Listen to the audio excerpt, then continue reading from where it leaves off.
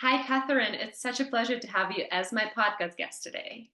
Hi, Lisa. So happy to be here. Thank you so much. Of course, and I'm really excited because it's the beginning of my fourth season and it's a bit different this time. So it's all going to be industry professionals, curators, advisors, gallery owners, fair directors. And at the beginning of each podcast, I usually have a few warm-up questions. And I have a few for you too. So if you have an opportunity to meet one artist, whether from history or from today, who would that be? This is a tough one for me to answer, but the artist that keeps coming to mind for me is Marc Chagall.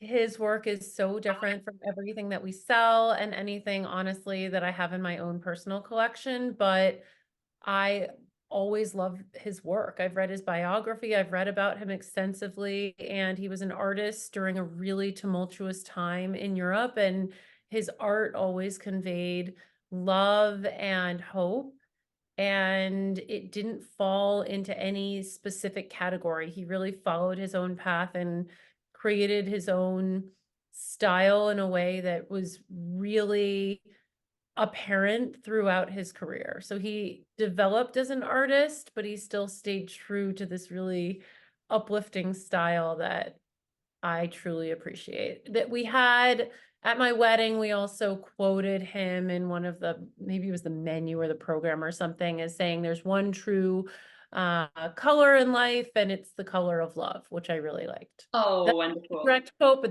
that's a paraphrase. I love his work too. When I traveled to Paris a couple of years ago, I saw his work a lot, especially in Museum Pompidou. Yes, Love that collection. His work is always stands out. it really does. And pretty sure that if you had an opportunity to buy his work, you will do. But is there any other artist that you would say, I want his or her work in my collection? Yes, and that my answer changes a lot on that. But again, one artist that I always come back to is Sean Scully. So different from Yes. Mark Stahl. But he does these kind of blob. I'm just gonna say what I'm trying to say. He does these blobs of color in squares over and over and over again, and they're layered, and you know that they're not digitized and they're imperfect. You know that his hand is in it, and he does them at every scale. He does little tiny ones, little prints, he does Hmm. little paintings, and then he does them in an extremely large scale that are so impactful. And the colors are usually a little bit muted. He's gotten into brighter colors, but there's something about the layering and the way, like, essentially the form's blobbiness, that I just love. And Yes. so if I could have one of his works, preferably a giant one, absolutely. I know. Uh, I feel like this time we have so many different mediums to choose from, but still, yeah, like, I prefer something that is handmade. me too. And I like when you know that it's handmade Yes, and can see absolutely. that and can see the artist process in it. And what are some unexpected places that you've seen art at? I am really moved by artistic landscapes. I think if I could choose another job in life, I would be a landscape architect. I love the outdoors, I love the environment. And when there are places where art, architecture, and the land come together, Mhm. I'm really moved. It's this whole immersive experience for me. So honestly, unexpected places where that's happened are places like Lake George, where my family goes, and there's this one beautiful architectural house that's extremely modern, but works with the Adirondack decor. And you can see they have paintings inside. I've never been able to see exactly what they are, but there's something so beautiful about the way the house is kind of carved into the land, the lake, the architecture, and what I see inside that I love. And I try Wonderful. and creep in and see it every time. I don't know who lives there, but I can spy on them from a boat on the lake.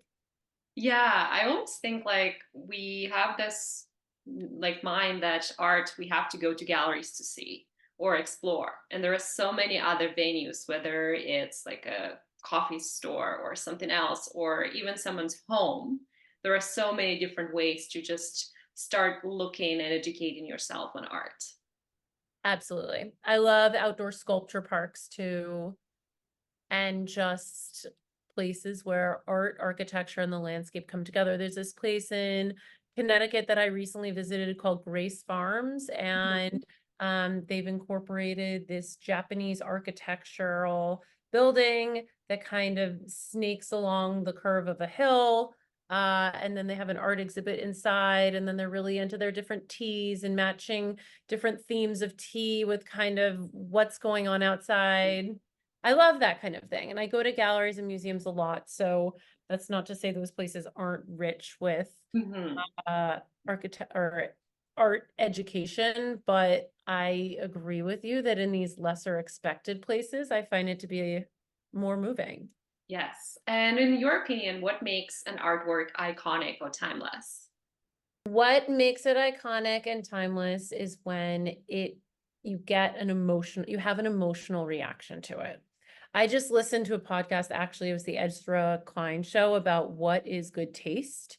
Mhm. And the interviewer has studied the psychology of taste. And what he said was that it's not just knowing and accepting that something is beautiful, it's actually feeling it inside. And so I think that a timeless piece of art is something you can really feel inside.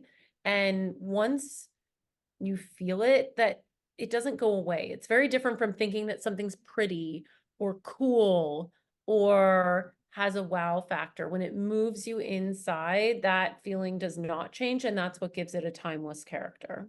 Yeah, and I really like the way you express it and say, because we think a lot about like collecting art in general, whether you collect it because you like it or for investment purposes. And sometimes two go hand in hand.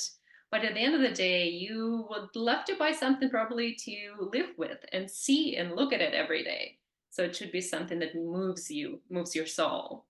It needs to move you. And I started this little series on Instagram several years ago on Mondays. So I did it today.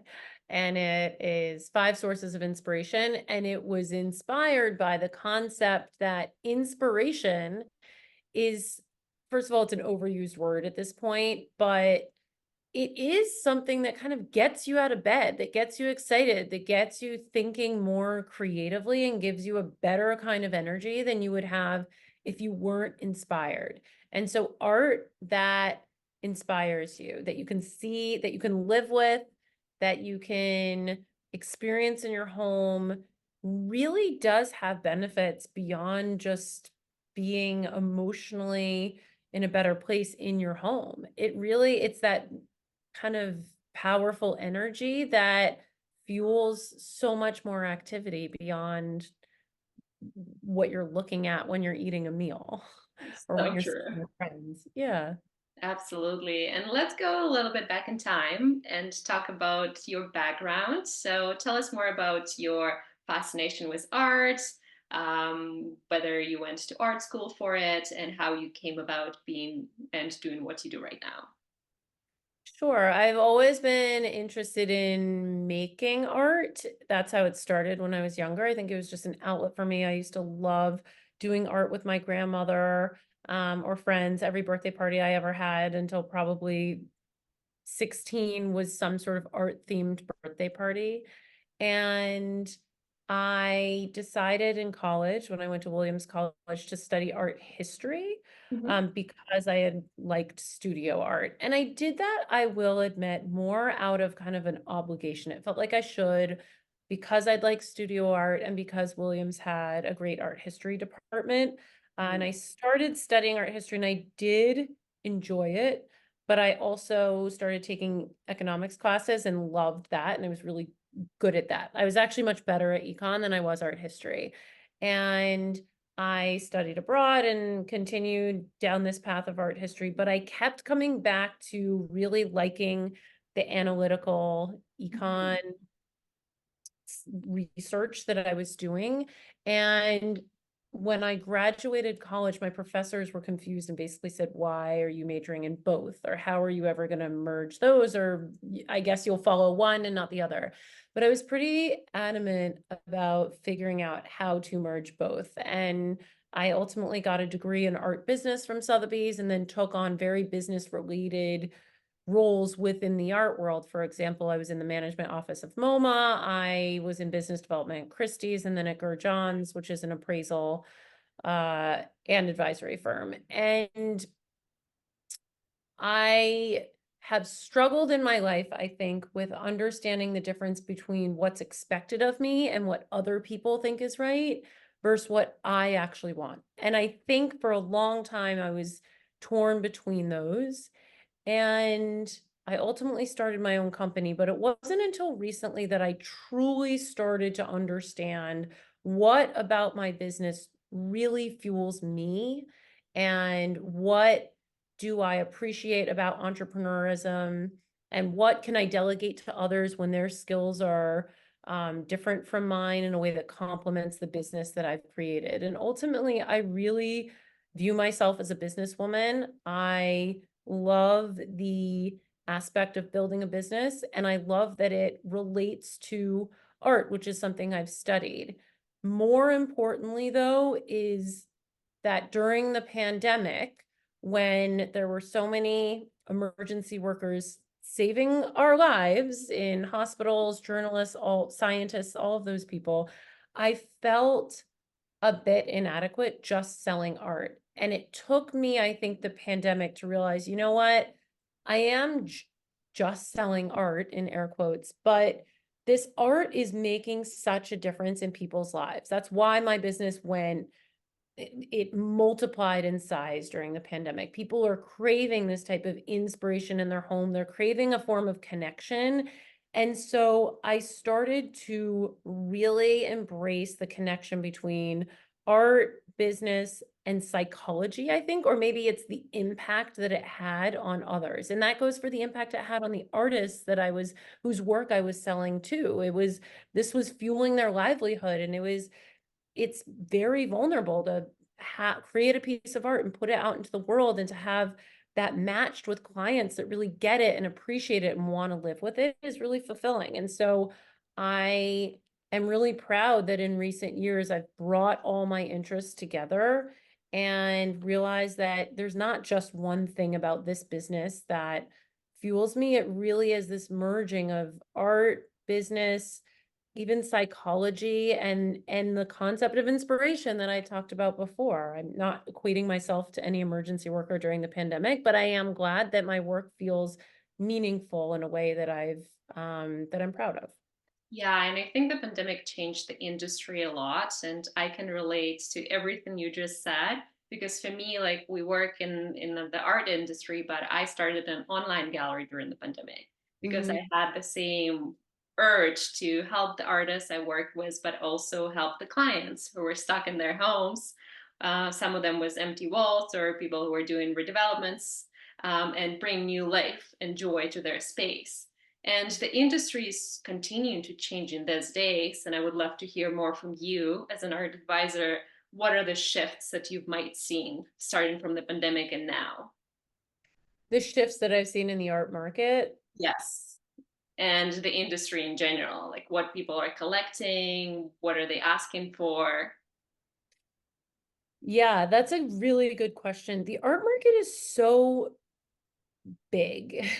And I will say that with an asterisk that I realize it's not as big as other industries like tech or finance, Mhm. but it is, I guess I should say it's diverse. There's so many different sections of it. So when you see auction results or get the Christie's and Sotheby's reports on how the art market is performing, it can be similar to what I'm seeing with my clients, but sometimes it's also totally different because what you're seeing with the highest level collector is different from the emerging collector, is different from that kind of middle collector that's Yeah. climbing up the collector ladder. And what's happening in museums is also completely different. It really depends on so many different factors from the economy to interest rates to the media hyping up certain artists. What I've seen from my lens in my business is that the art, the market for living with meaningful objects has absolutely strengthened. People are more educated in the possibility of what they can live with in their home Mhm. and what they want to live with in their home. And the internet, especially, or social media, enables them to connect with so many different makers or so many different forms of inspiration that they get a better knowledge of what kind of space they want to live in, which translates to how they want to feel every day.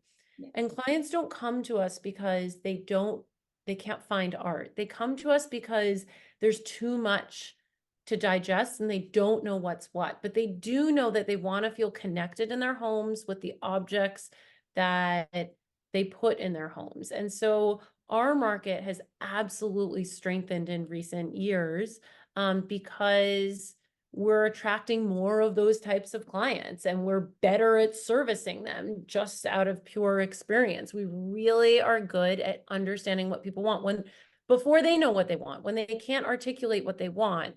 We understand this kind of feeling that they want to have and how to not just find art that enables them to have that feeling, but how to pitch the art to them, how to recommend it to them, how to communicate what the art is about so that they get that feeling, so that they really feel connected to it and create this space that's so much more than the sum of its parts.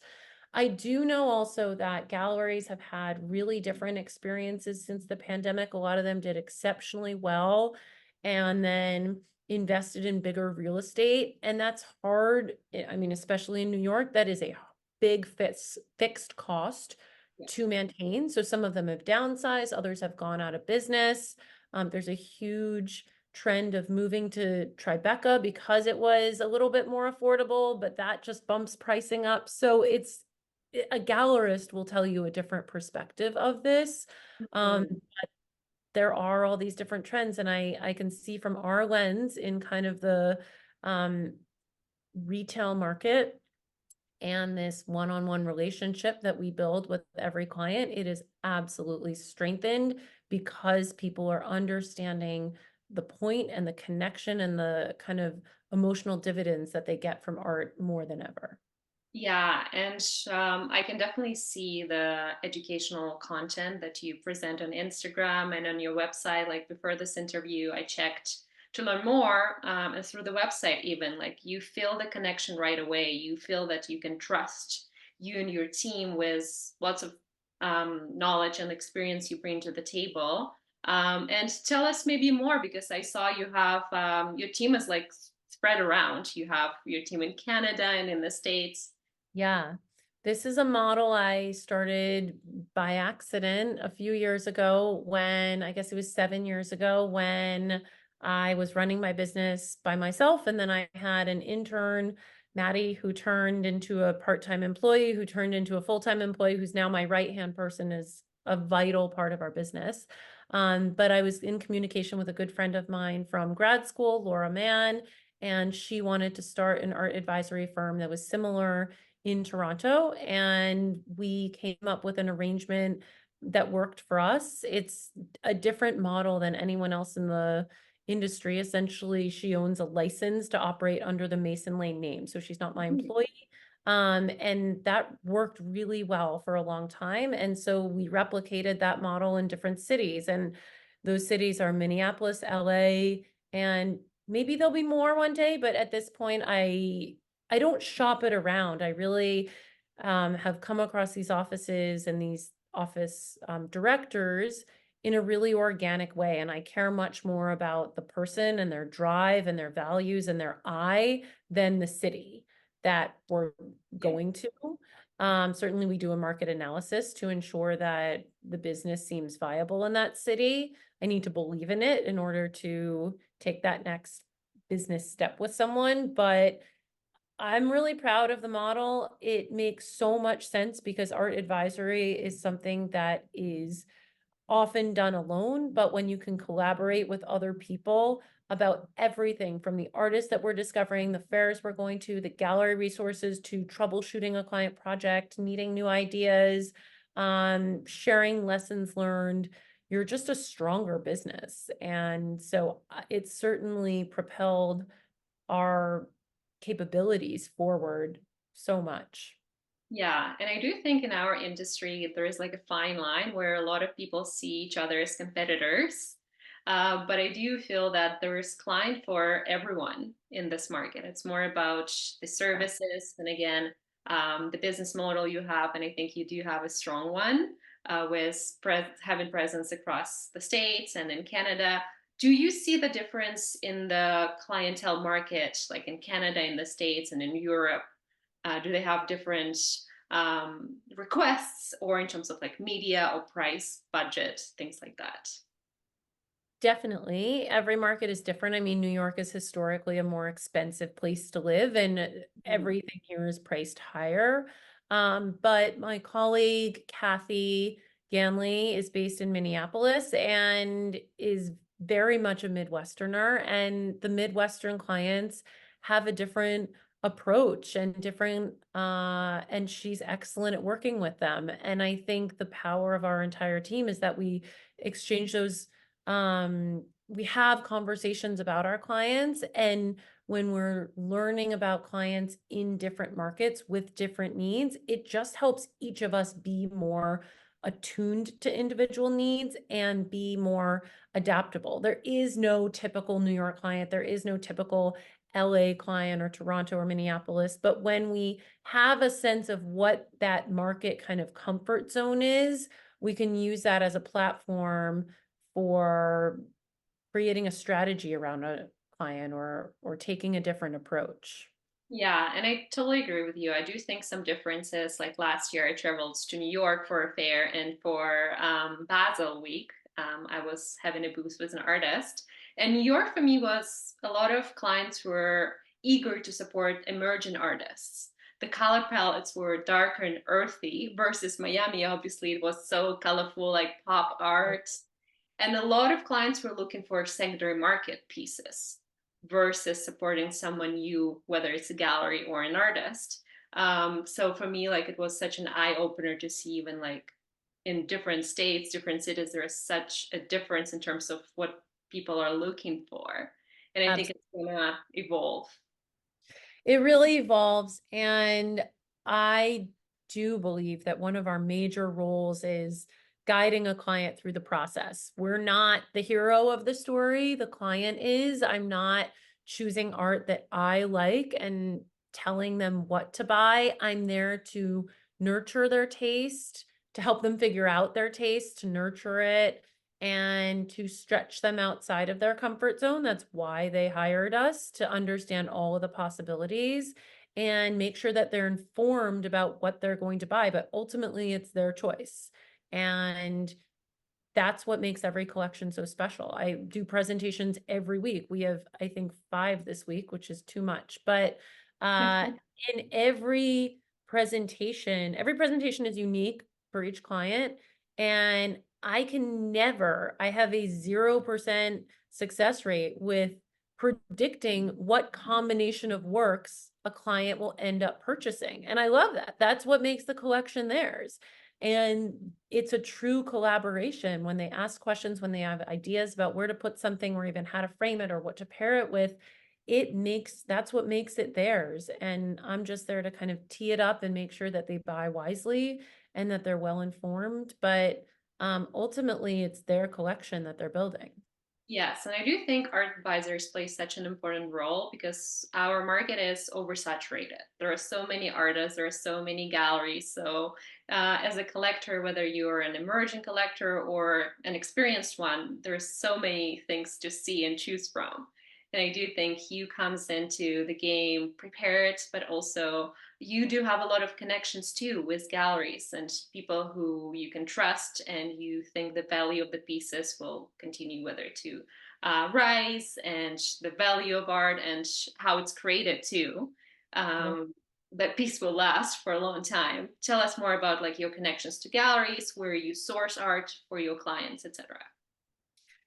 Sure. I have been building relationships with galleries, certainly for the 10 years that I've been owning my own business, but well before that through my previous work experience. And It's so interesting, the gallery world, because there are galleries where you can go in and if something's available, you can purchase it.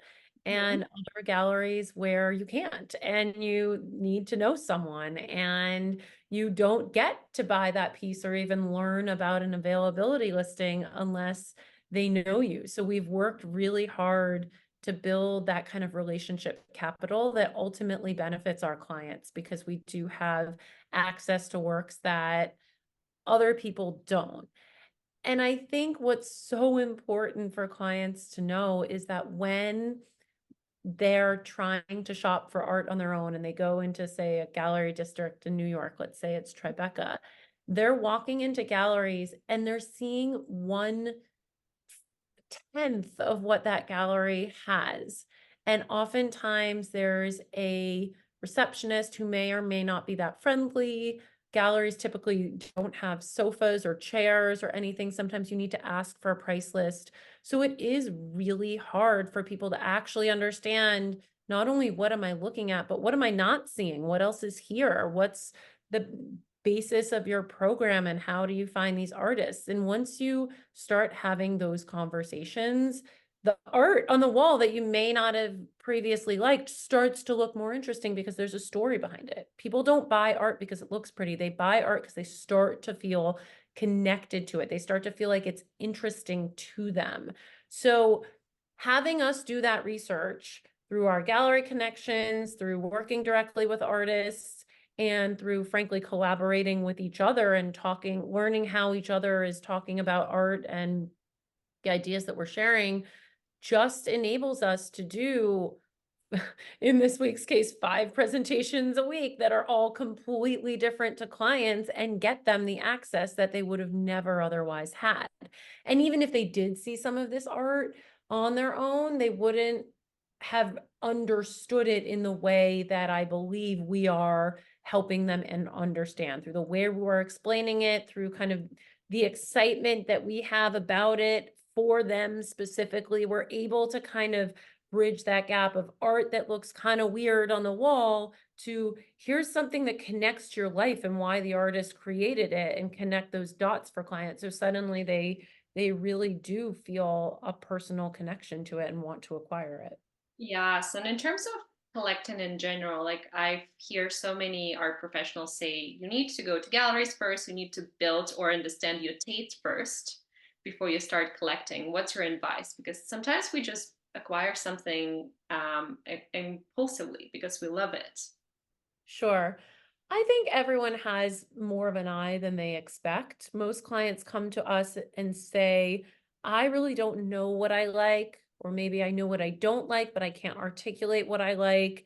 And then when we do our first presentation with them, which is often on Zoom, they will have, I mean, they will have opinions, and those opinions aren't wrong or right. They're valid and they make sense. And when we ask them certain questions or prompt them in certain ways, they're able to articulate a lot more than they think they can. And Mhm. that feels empowering to them. And that enables them to ultimately pull the trigger and buy a work of art that they may not have previously had the confidence to buy because they're scared about what if I don't like this in a year, or is this actually worth this much money? It really is us filling in, they like it. It's us filling in the gaps and confirming that they have, that they're right, that their opinion that this piece is interesting to them is a valid opinion and the price makes sense. We do research, and that helps them ultimately buy and build a collection. So I think people have better taste than they like, than they know in the beginning. And if they don't have any taste, I'm trying to think of that, or if I don't think they have a good eye, I do, what do I do? I guess I take what I know about their taste and the way they make decisions, and I show them a variety of work that helps bring out what they're truly drawn to and what I see is really resonating. Part of that is asking them why they don't like stuff. Yeah. and learning the answers to that. And part of it is also marriage counseling when two spouses have very different opinions, and it's amazing how they think they're on two separate pages, but it is like therapy where you're asking them, well, why do you not like this? And the other person says, oh, I can see that now. And that makes sense. But did you think about it this way? And then person who might have initially not liked something starts to see it in a new light. So it gets to be eye-opening in that regard. Yes. And I know for a lot of clients, when they do renovations, they work with designers a lot. Yes.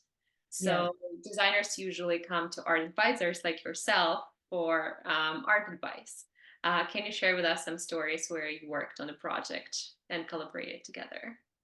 Sure. We work with designers all the time. I would say 50% of our projects come from designers, and more than 70% of our revenue comes from clients who have been referred to by a designer. So the clients that come to us through a designer tend to be buying more and at a higher level Mhm. than the others. And I've had amazing experiences with designers. I have so much respect for what they do. I love design.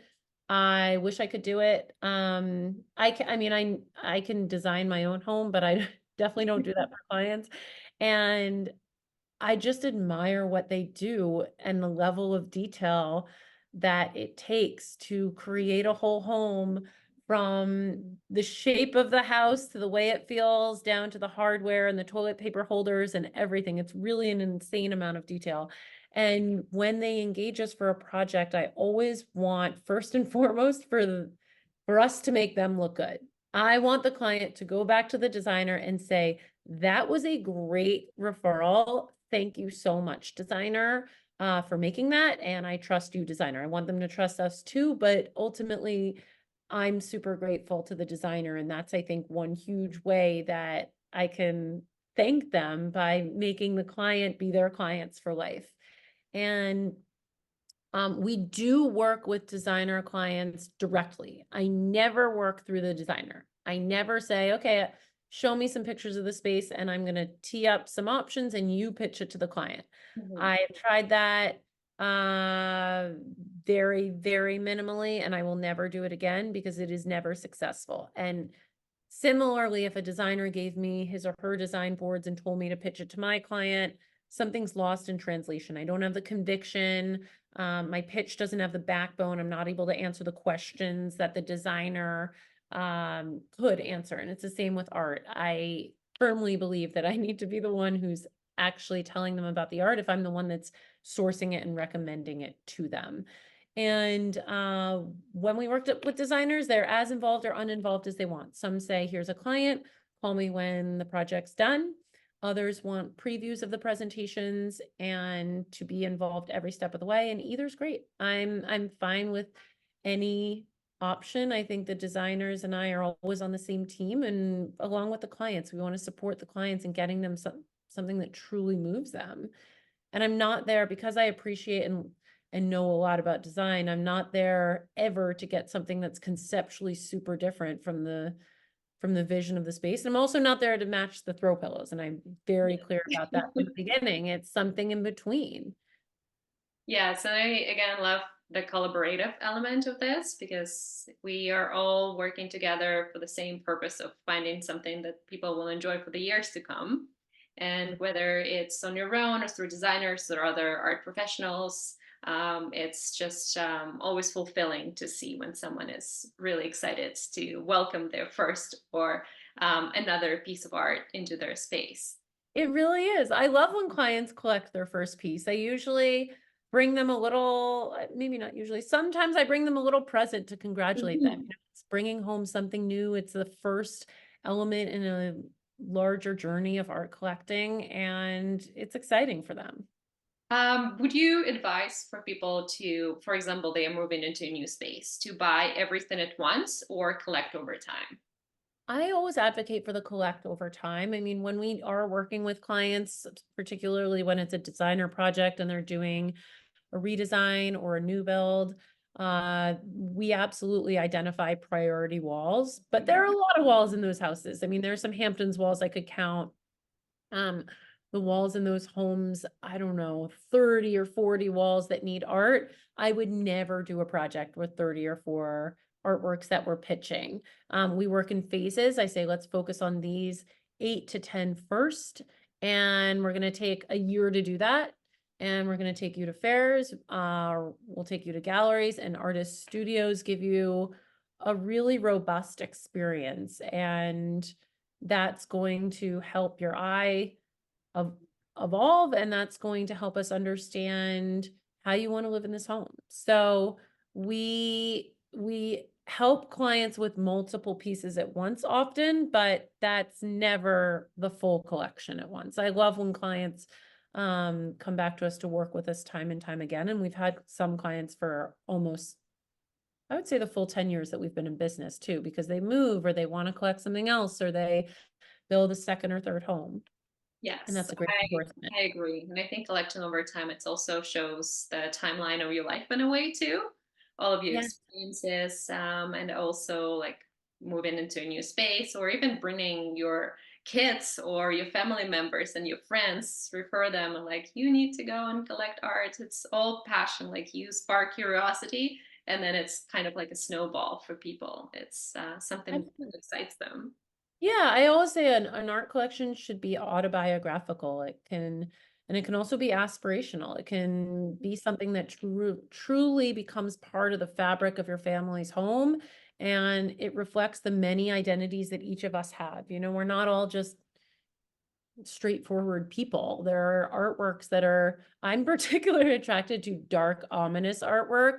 And I definitely don't doubt that that's part of me, that I have this side of me that really finds it to be almost soothing to see someone else expressing that kind of um composition. And so the best art collections are ones that do reflect every side of us, whether it's ominous or hopeful or playful or sexy or nostalgic, whatever it is. There's so many different sides of us. And when you feel connected to an artwork, when you look at it and you say, wow, there's something about that, that's because it's touching a part of you that may or may not be easy to access. And when you surround yourself with those types of objects and build a collection that is multi-layered, just like you are, that's what makes a really meaningful collection. And the best way to do that is over time. It's kind of a self-discovery process too. Absolutely. And you mentioned in the beginning that you also work with artists. For Yeah. all the artists listening, what is the way for them to work with an art advisor? The way to work with an art advisor is very different depending on the art advisor that you ask, but I will say that art advisors like myself really appreciate when artists have, I would say, good business skills. I have mentored artists through Upwards and Associates, which is a volunteer organization that I used to be part of. And what I would help artists do is essentially run their art practice like a business. On your website, put your name, put what you do, have a button that says contact. If you want to increase the number of sales that you're getting every year, have a clear area where people can see what is available. And I know you might not want to put price. It's great if you do, but if you don't, then have a clear place where people can actually figure out what that pricing is or what the material is. The medium shouldn't say painting, it should say oil on linen with whatever else is on it. So be specific and treat it like a business. In that regard, you do have to network. You do need to communicate very clearly to art advisors and prospective buyers and anyone else that you're coming across in the art world. The most success we've had with artists is when they are frankly easy to work with, when we ask questions that are answered in a clear, concise way with the information all laid out. When it's 10 emails back and forth to figure out the size of a painting, it's done for me. Like I don't have the capacity to do that, regardless of how much I love the work. So when my advice for artists is to run your practice like a business and to clearly communicate what clearly communicate with advisors and what kind of inventory you have, and that will lead to more sales. Yes, absolutely. And I really like the point that you mentioned about the prices because it's just such a controversial question because sometimes artists say, oh, galleries doesn't want us to have prices on the websites. But I do think for professionals like yourself, it's very easy to pitch it to the client even before contacting an artist if all Yeah. information is available. Yes. And this is such a strange problem that happens to me too in the art world. When I do request from an artist or a gallery for an availability listing, sometimes I will get the availability listing without pricing, and it's not on the website.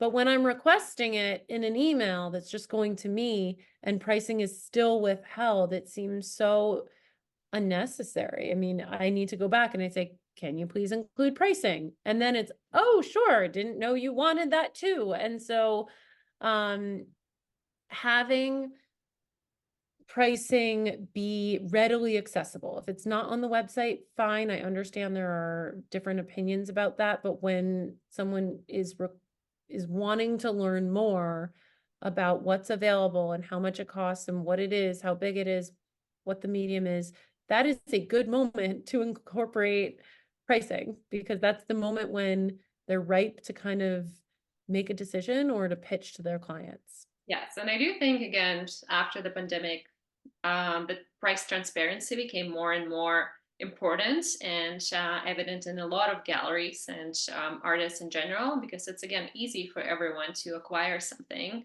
and there is like this level of I don't know, you have to contact us first or extra steps needed. I know it's like there are different business models, so sometimes people prefer that you contact them first. But also there are so many different things happening in the industry and how you in general stay updated on like trends or fairs to go, artists to collect, things like that. Yeah, I posted a video on Instagram recently because I was so blown away that we received an email from a gallery in London that said, "Hey Catherine, just wanted to send you a listing of available works that we have."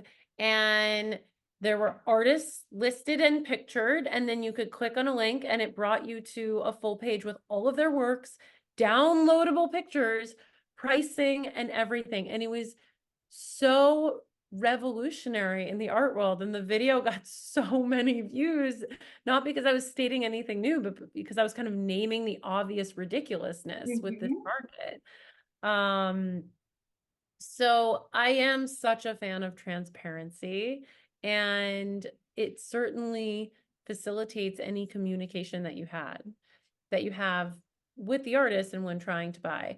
In terms of trends with transparency or with pricing, I don't think I've really seen anything different. I think every gallery has a different model, and I know I have an abnormal memory for what each gallery's model is. So I know that when I go on certain galleries' websites that what you see is what you get on their website. Others I know hasn't been updated in 3 years. Others I know I have to ask a certain person.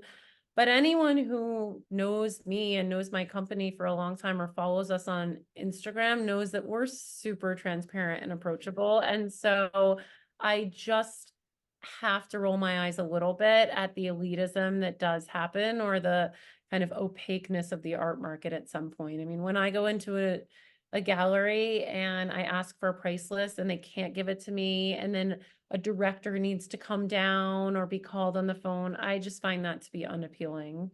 Oh my God. Yes, we can talk for So hours about that. it just annoys me, frankly.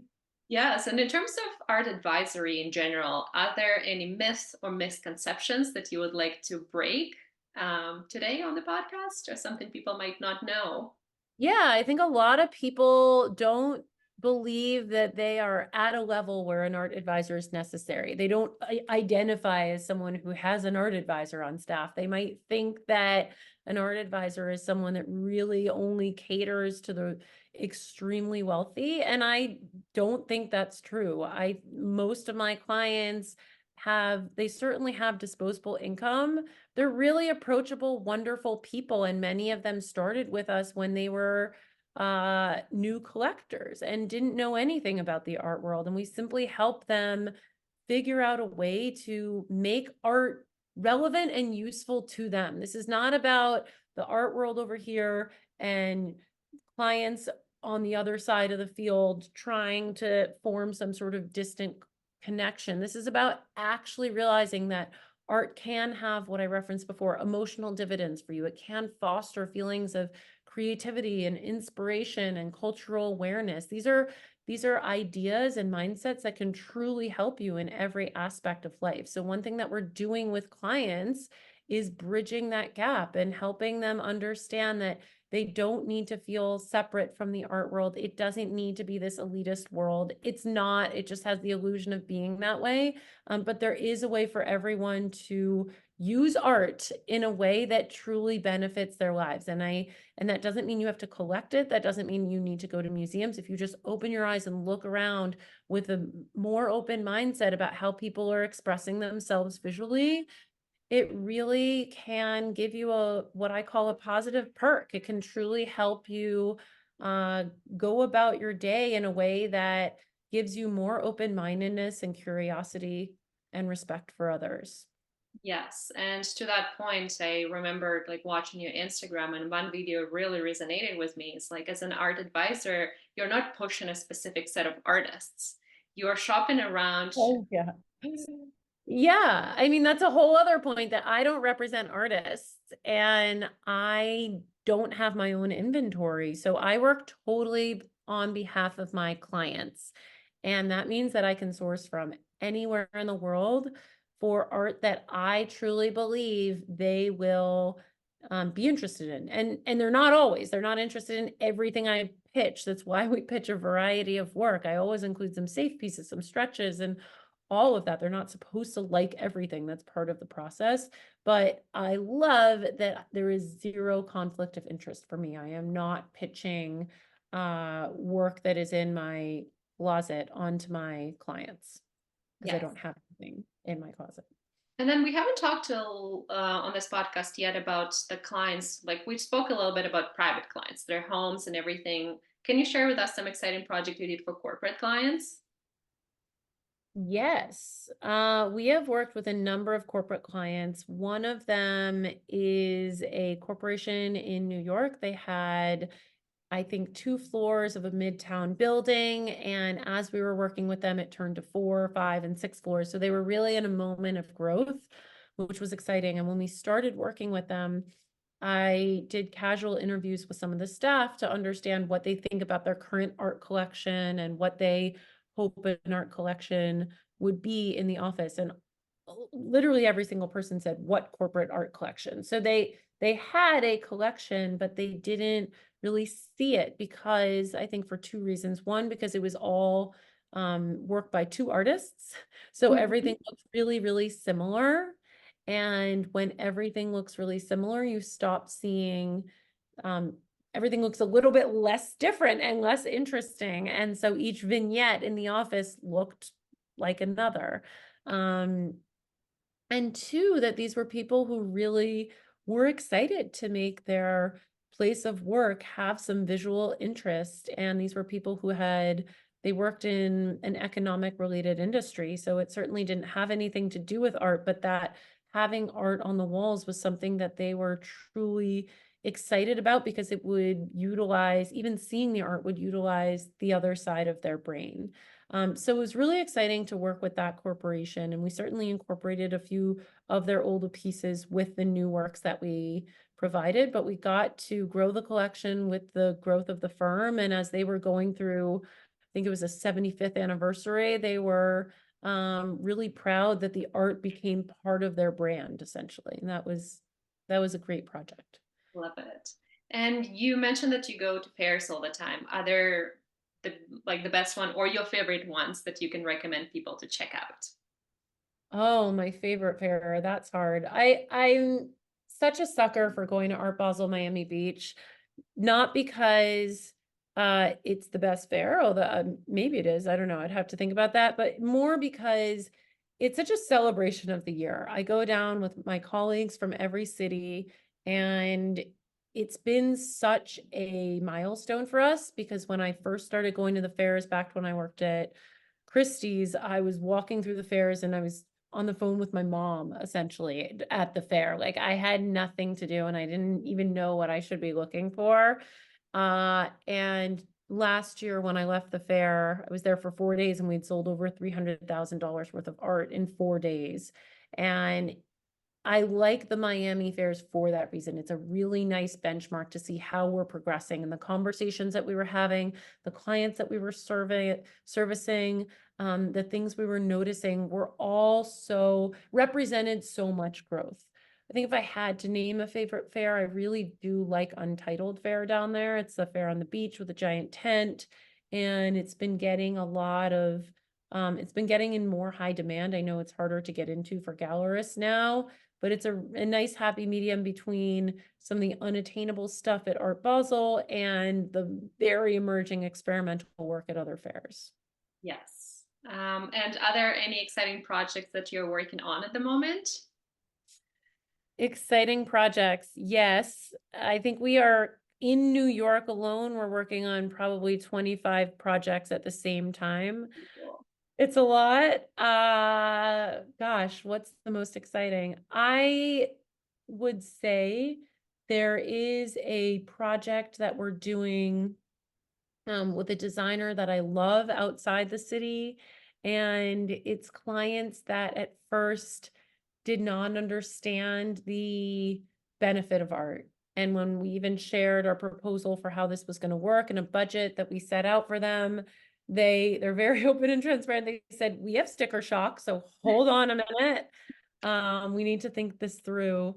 And just the process of working with the designer and the clients and seeing their eyes light up about how they do have taste for art and how they even are understanding the difference in quality and they are on board with getting something meaningful and of a higher quality. That's been really fulfilling. And this project also represents a confluence of so many years of networking too, with the way it came about and the artists that we're pulling and having access to. So for that reason, I would say that's an exciting project. And it's waterfront. I love houses on the water. So I like just being there overall. Yeah, good luck with all your projects. Like 25, it's a lot, but I think like it's A always a lot. fulfilling Yeah, process. it is. Yes. And for everyone who's listening and would like to learn more about you, the firm, and the services, where they can find you. Sure. So the best way I would say is Instagram. We are at @MasonLane_art.